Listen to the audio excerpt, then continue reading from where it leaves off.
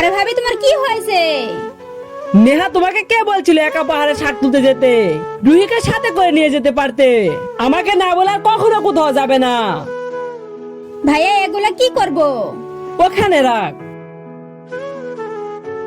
রুহি তুই এখন নেহার কাছে থাক, আমি বরং পাহাড়ে গিয়ে শাক তুলে আনি।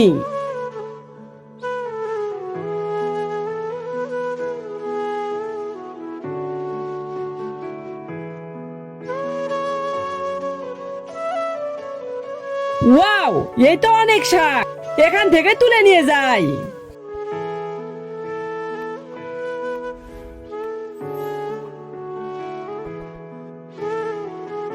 ভাবি তুমি একাই গেছো বলে ভাইয়া তোমার উপরে অনেক রাগ করছে। হ্যাঁ রে রুহি, আমি বুঝতে পারছি। আচ্ছা ঠিক আছে ভাবি, তুমি আরাম করো, আমি বাইরে যাই। আরে শাক এখানে রাখা, ভাইয়া কই? আরে না, ভাইয়া গেছে পাহাড়ে শাক তুলতে।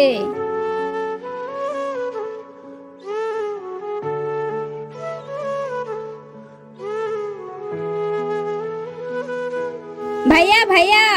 কি হয়েছে রুহি, চিল্লাস কেন? আরে ভাইয়া পাহাড়ে আসছে শাক তুলতে, এখন কথা বলার সময় নাই, আমি যাই। দেখে শুনে যাস রুহি।